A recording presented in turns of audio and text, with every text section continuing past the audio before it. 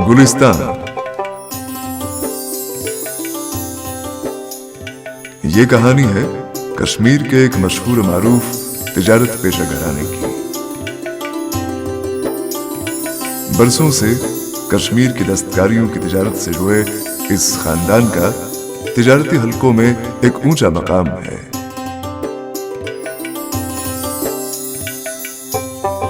इस खानदान के बुजुर्ग हाजी असदुल्ला मलिक हैं। हाजी साहब मेहनतकश, शरीफ नफ्स और ईमानदार ताजिर हैं।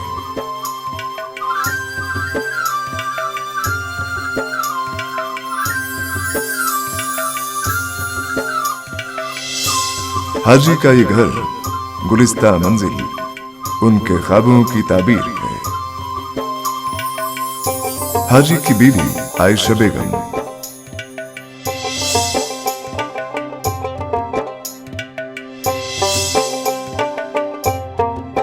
एक सीधी सादी और अपने घर को अपनी दुनिया तस्वुर करने वाली, अपने खानदान को हमेशा सुखी देखने की तमन्ना रखने वाली इस औरत से घर का जरा भी दुख नहीं देखा जाता।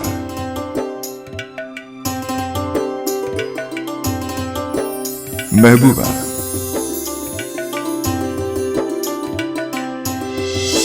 हाजी की विधवा बहन जो अपनी बेटी हुमा के साथ गुलिस्तान मंजिल में ही कयाम पजीर है। जबान से तेज तर्रार लेकिन हाजी की निहायत हमदर्द। गुलशन हाजी की शादीशुदा बेटी, फिल्मी लिबास पहनने की बेहद शौकीन। आए दिन मैके आकर अपने नित्य नए लिबास की नुमाइश करना इसका मामूल है।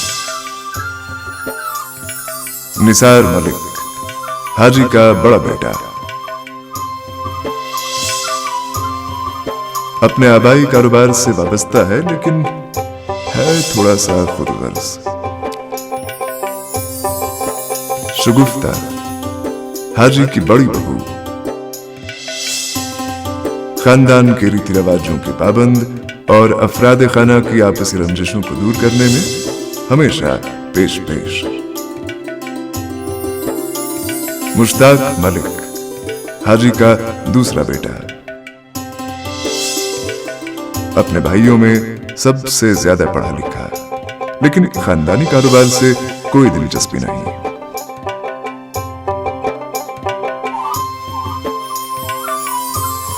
शबीर मलिक हाजी का सबसे छोटा बेटा, बंबई में कश्मीरी दस्तकारियों की तिजारत करता है।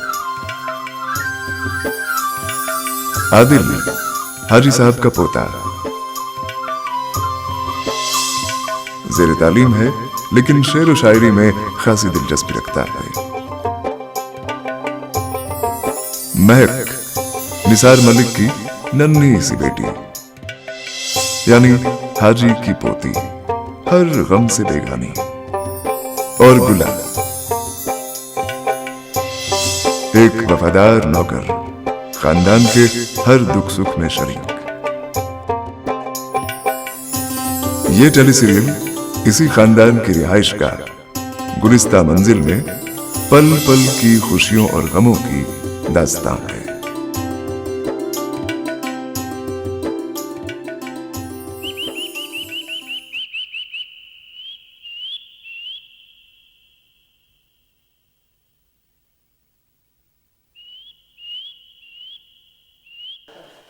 निसार बेटा, इफ्तियार का वक्त हो रहा है। हाँ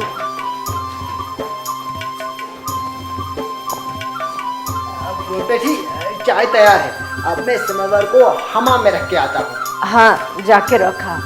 और हाँ, नानवाई से लवासे ले आ, लेकिन देर मत लगाना। इफ्तिहार का वक्त हो रहा है। हाँ, जल्दी आना। मैं यूं गया और यूं वापस जा आया। जा।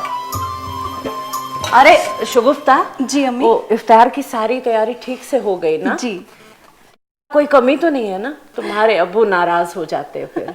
अरे अम्मी, आप बिल्कुल फिक्र ना करें, अब्बू को कोई शिकायत नहीं होगी। ये महक और हुमा बहुत देर से नजर नहीं आई, कहाँ है दोनों?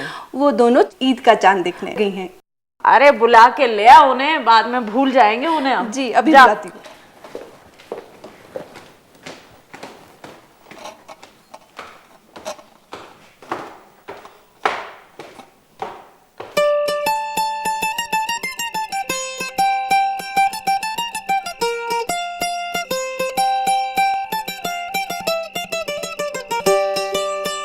मुझे चांद नजर आ गया, मुझे चांद नजर आ गया।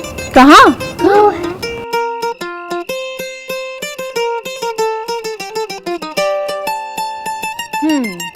छोटी, ईद का चांद तो मगरिब की अजान के बाद ही जाके कहीं दिखाई देता है, और अभी तो मगरिब की अजान में ही वक्त है ना। अच्छा चलो नीचे, इफ्तियार का वक्त हो रहा है। चलो चलो।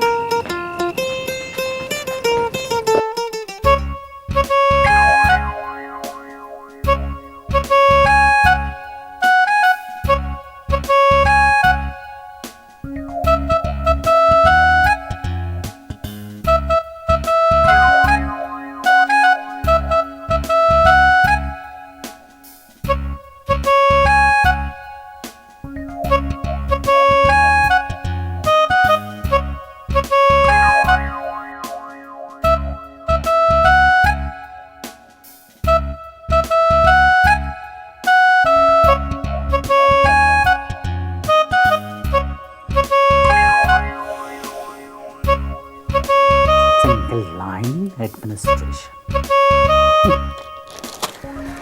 नई सरकार का नया शगुफा। इससे कुछ हासिल नहीं होगा, कुछ भी हासिल नहीं होगा। फंड्स की धांधली करने का एक और जरिया। जरा इन लोगों को कोई समझाए भाई कि तालीम स्कूलों की इमारतें तामीर करने से नहीं फैलती। हमें लोगों की सोच को बदलना होगा ताकि लोग अपने बच्चों को तालीम के नूर से आरास्ता करने की सोच लें। हाँ, वरना बच्चे तोते की तरह लफ्ज़ रट लेंगे और दिमाग का खोखलापन दूर नहीं होगा। हमें रोशन दिमाग शहरी चाहिए, पढ़े लिखे अनपढ़ नहीं। कुछ समझे तुम? आदिल मियां,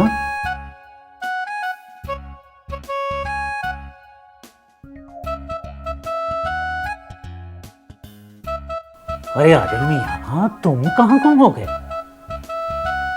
वाह वाह चाचा जान, वाह क्या बात है, क्या मकाल में थे। वाह, मुझे तो थोड़ी देर के लिए लगा मेरे सामने कोई प्रोफेसर नहीं बल्कि स्टेज का कोई मंझा हुआ कलाकार अपने किसी ड्रामे के मकाल में बोल रहा है। अरे मैं तो कहता हूँ आप पार्ट टाइम में स्टेज पर अदाकारी कीजिए और ड्रामे लिखिए। अरे बहुत नाम होगा आपका। आदिल मियां, कभी थिएटर और शायरी के बगैर भी कुछ सोचा करो। आपके मकालमों में तो मैं अपनी ही शायरी भूल गया था। आज सुबह ही एक ताज़ा गज़ल कही है, अर्ज किया है। आदिल मियां, पहले मुझे मेरा फर्ज पूरा करने दो, उसके बाद तुम अर्ज करना। अरे मिसरा तो सुनते जाइए आप। सुना, उम्दा होना चाहिए बस। अरे बहुत उम्दा है। अर्ज किया है, हाँ, जिंदगी का रास्ता बहुत लंबा है, जिंदगी का रास्ता बहुत लंबा है। अटको मत, आगे बढ़ो। हाँ बोलो। जिंदगी का रास्ता बहुत लंबा है। आगे क्या है? चलता जा रहा हूँ, चलता जा रहा हूँ। अच्छा आदमिया, अब मैं भी जा रहा हूँ। अरे अरे चाचू, हाँ, पूरी गजल कब सुनेंगे आप? आखिरी फुर्सत में। अच्छा ठीक है। हैं? आखिरी फुर्सत?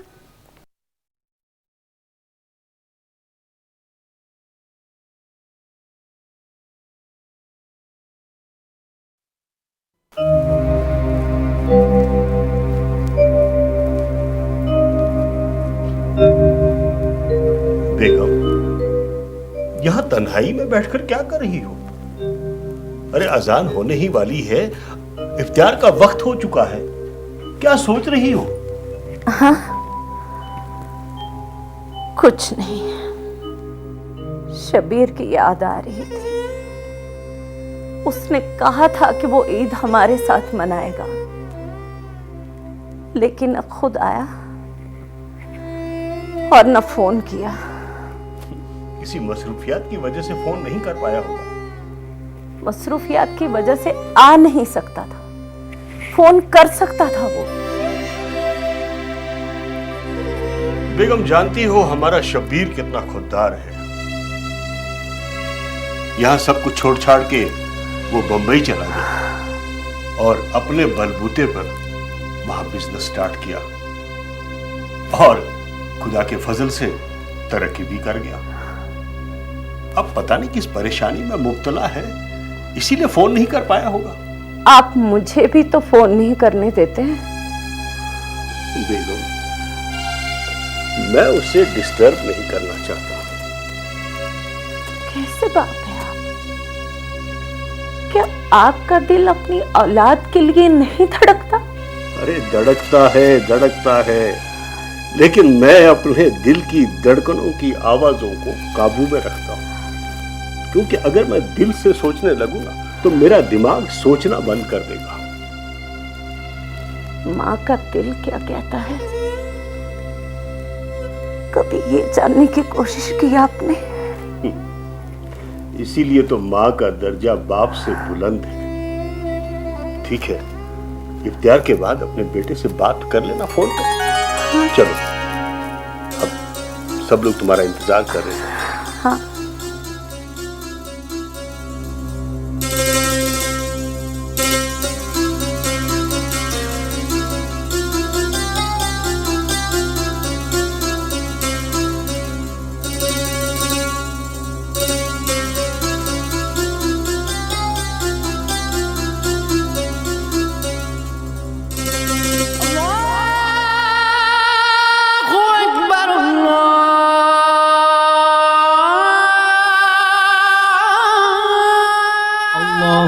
लक सुमतु व बिक आमन्तु व अलैक तवक्कलतु व अला रिज़्क़िक अफ्तर।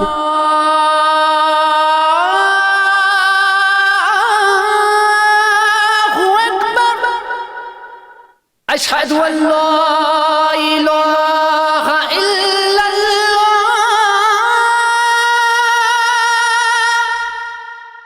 अशहदु अल्ला इलाहा इल्लल्लाह, अशहदु अन्ना मुहम्मदर रसूलुल्लाह,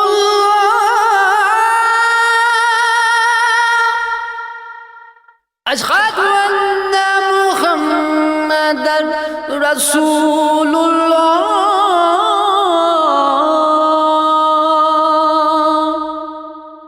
हय्या अलस्सलाह, हय्या अलस्सलाह,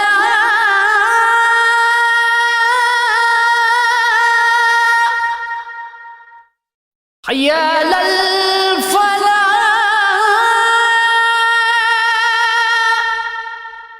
हय्या अलल फलाह।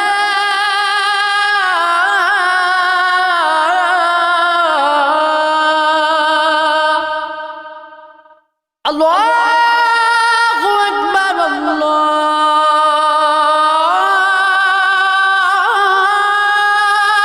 अकबर, अल्लाह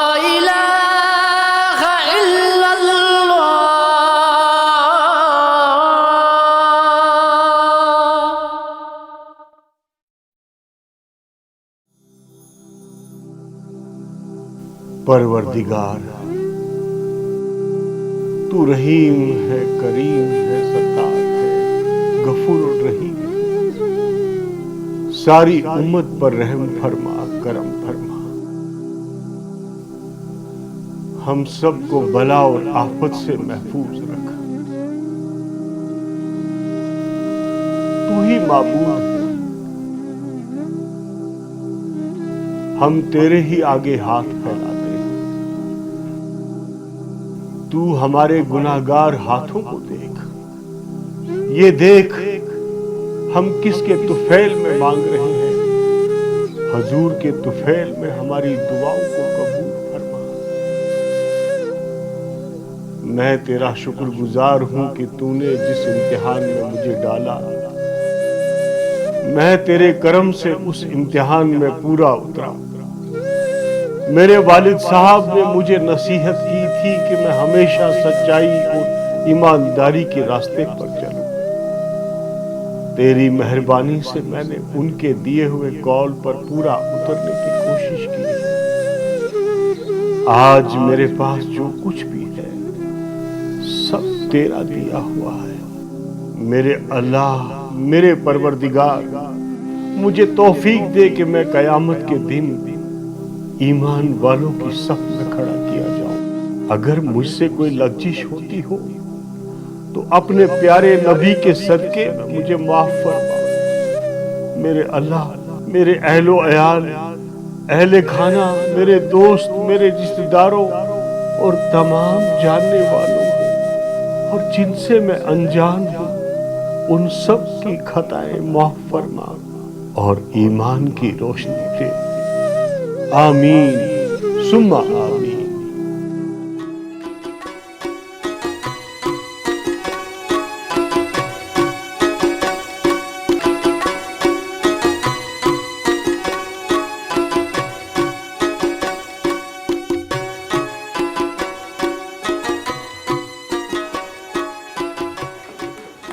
अरे आहिस्ता आहिस्ता, गिरोगी।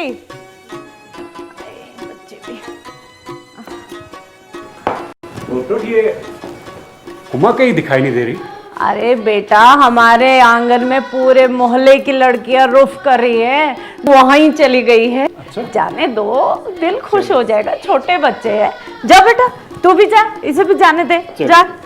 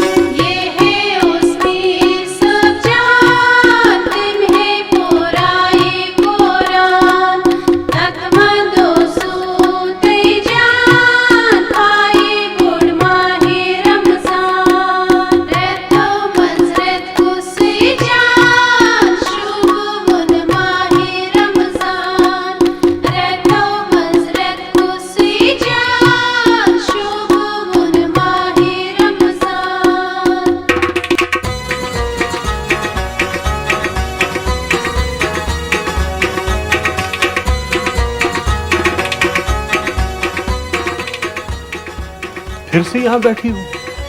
अरे बाहर चलकर देखो, ईद की तैयारी में बच्चों में कितना जोशो खरोश है।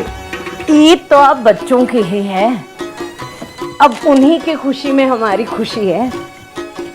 बात तो बिल्कुल सही है, लेकिन इसका मतलब थोड़ी है कि तुम सबसे नाता तोड़कर इस बंद कमरे में बैठी रहो। आपको याद है ना, आपने कहा था आज शाम को हम शबीर को फोन करेंगे। हाँ, अच्छी तरह याद है। तो इसीलिए बैठी हूँ यहाँ। ठीक है, अगर ऐसी ही बात है तो हम उसे बंबई से बुला लेते हैं और हमेशा तुम्हारी आंखों के सामने ही रहेगा।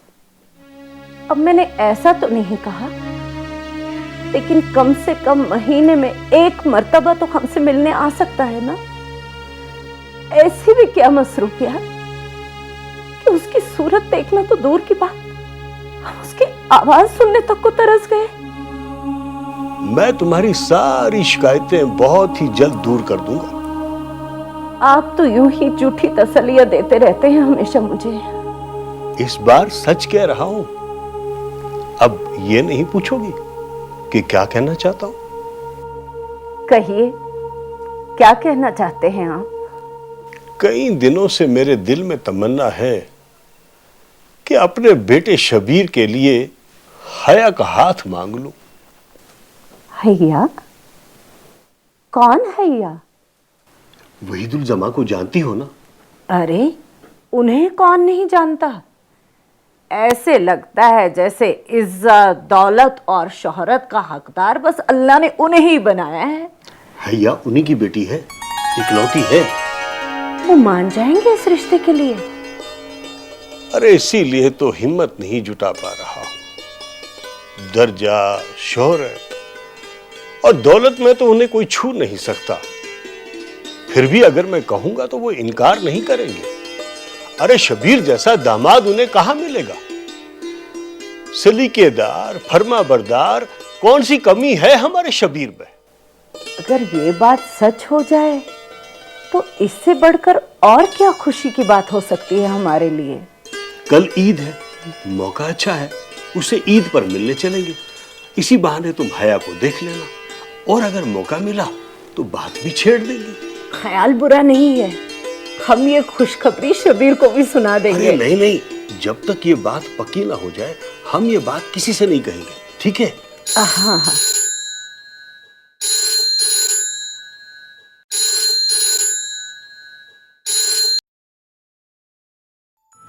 अस्सलाम वालेकुम अबू, शबीर बोल रहा हूँ। वालेकुम अस्सलाम। क्या अभी तुम्हें ये बोलना पड़ेगा कि तुम कौन बोल रहे हो? अरे तुम्हारी सांसों से हमारी सांसें जुड़ी हुई हैं। मैं तुम्हारी सांसों की आवाजों से तुम्हें पहचान लेता हूँ। शबीर का फोन है। हाँ, लो तुम्हारी अम्मी तुम्हारे फोन का बेसब्री से इंतजार कर रही थी। लो उससे बात कर लो।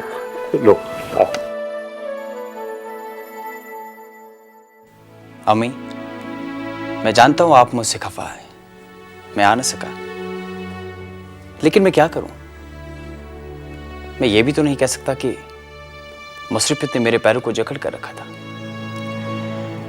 माँ बाप अपनी औलाद की परवरिश के लिए अपनी सारी जिंदगी सर्फ कर देते हैं, लेकिन वही औलाद जब अपनी जिंदगी जीने लगते हैं तो उस माँ बाप के लिए उसके पास वक्त नहीं होता। अम्मी मैं बहुत शर्मिंदा हूं, अगर आप कहें तो। हाँ बेटा, कोई बात नहीं, तुम नहीं आ पाए, कोई बात नहीं, तुम्हारी आवाज सुन ली और कुछ नहीं चाहिए। लो मैं शिकवे शिकायतों में भूल ही गया। ईद का चांद मुबारक हो।